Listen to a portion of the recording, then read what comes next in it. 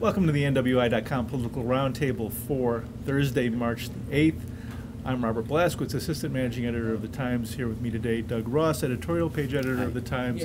Mark Kiesling, Times columnist, is on assignment, so it'll just be the two of us today. And let's start off, Doug, talking about Super Tuesday, which was the big national development this week, and then what's going on with the Republican race, and how close are we to I guess a Mitt Romney coronation? I think we're still a little bit a ways away. I think they played to their base, each of the candidates, very well, and unfortunately for them, and for the Republicans, period, I think they haven't been able to win over candidates anywhere, right, or win over voters rather, and so it's just going to be a slog. The big battleground this week was Ohio. Oh, absolutely. And that was one where if Rick Santorum could have stolen Ohio and won that, he really actually could have. Or Romney could have been more decisive. He could have nothing really happened. And Romney, for outspending Santorum, I think it was right. 5 or 6 to 1. 4 to 1, I think. Yeah. 4 or 5 to 1. In any case, a lot. Outspending him a lot. His victory was fairly narrow, which just indicates this overall kind of lack of enthusiasm that his campaign is. Well, exactly. I mean, here you have the candidate that has Romney care, if you want to call it that. Mm-hmm. So there's that, and frankly, he's a moderate candidate, so he's going to appeal to the independent voters. He's going to appeal to the Democrats who are dissatisfied with Obama for whatever reason, or. What he's not doing is he's not appealing to the hardcore Republican base, right? The very conservative base, and that's pretty interesting. And I think it's also pretty interesting that the voters who've been reached are overwhelmingly white, casting Republican votes in this case, and you're going to have to diversify a little bit if you're going to. I've seen some surveys where the Latino vote in particular has really dropped off for Republicans, and that was an area, right, if you remember the previous, the George W. Bush administration really attempted to make inroads with the Latino conservatives to gain their vote, trying to push for immigration reform, and that's kind of fallen by the wayside with this, kind of group of conservatives that are running the Republican Party now. One of the things that's interesting to me is kind of how there's somewhat, I think, of a mirror between the national Republican presidential race and the Republican race for senator here in Indiana. Right. And that I think Lugar, you could really kind of put him in kind of the Mitt Romney role as kind of the person that's governed, the person that's shown some moderation, but the person that's really not inspiring a lot of passion or enthusiasm from the Republican base. Right.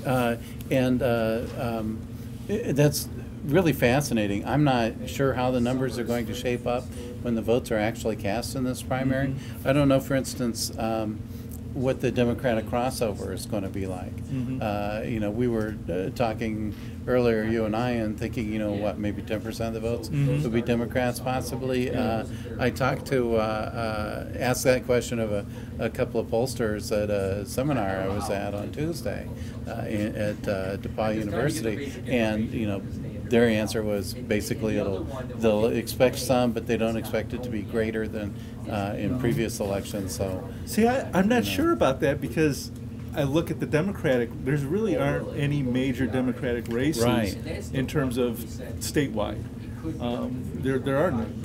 The Senate is going to be Joe Donnelly is the only candidate running for Senate, and Greg is the only candidate running for governor. So. So you really don't have on the Democratic side the interesting races that you do on the Republican side. And the parallel here is of course 2008, and so what happened in 2008 in Indiana? Look at the presidential. Of course, the Democratic presidential race. The Republican was already tied up by then. Yeah. But you had a really close contest in Indiana Sure. between Obama and Clinton, Hillary Clinton, I should say. And so, you could make an argument that the difference in that was the Republicans had crossed over. Remember Rush Project, Limbaugh's, Project Operation Chaos or Operation whatever it was. Chaos, yeah. And Sure. so, maybe in fact that's what happened. Yeah. I don't Operation know. Chaos is what Rush Limbaugh seems to have done to himself this year. Exactly. So- Rush Limbaugh. How low can you go? So, well, let's talk about other Indiana racers you want to discuss. Well, I think that's going to be the key one.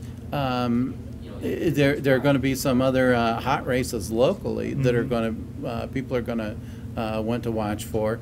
Jim Biggs versus John Evans is going to be the big one. I think they're already slugging it out in Porter County right now in the commissioner's race. Roy Dominguez and Roy Jerry Dominguez and Shube. Jerry Shube, yep. A couple Lake of County heavyweights side. there on the Lake County side is right. And then with Fran Dupé, retiring finally as commissioner in Lake County in the northwest corner. That's District 3. The numbering is kind of funny if you ask me. So you have.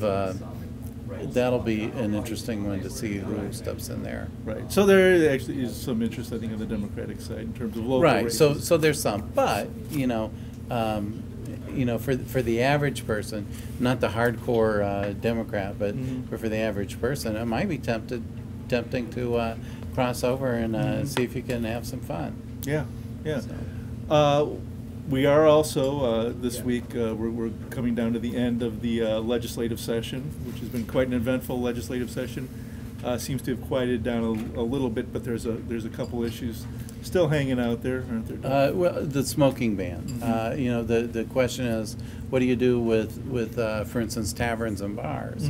And the Indiana Senate are the people who seem to have been smoking something when they, just shredded the Senate last ban. week, yeah. Right. And we discussed this last week, was how the Senate basically took the bill, Charlie Brown's, bill that came out of the House, and basically gutted it, making so many exceptions and carve-outs there that it basically really took all the teeth out of the smoking ban. So now the battle is to see how many of those exemptions you can remove, strengthen the bill, and still have it be palatable to these very conservative Republicans in the Indiana Senate. Right. So that's going to be down to the wire. The session's expected in Friday. Yeah. So tick-tock. Yeah, the other legislation that they've been working on is the reaction to the Indiana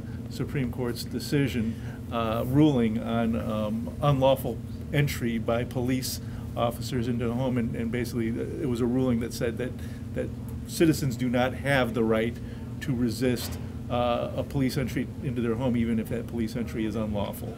Right. And so that decision stirred up such a backlash, widespread backlash, that the legislature is attempting to address it through legislation. I mean, this went, to my mind, it went counter to, the U.S. Constitution and the Indiana Constitution, which, is meant to protect people from, unauthorized search and seizure. Right. If you've got a warrant,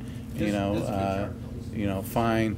If you were clearly identified as a police officer, fine. But if you're just knocking down the door and rushing in, how are people supposed to know you really are police invading their home? And there is kind of a real, I think, the tough part of this issue, I think, is that wanting to protect the rights of the citizens, but also wanting to protect police from resistance that could be lethal. And we've seen, we saw this week, unfortunately, that the unfortunate incident in Crown Point, where the correctional officers, running on the side of the road, were struck and killed. But it, although it wasn't related to this issue, it does show the danger that police officers put themselves in every day. And correctional officers as well. Exactly. I mean, You know, this is, you know, I had someone tell me at the Lake County Government Center on Wednesday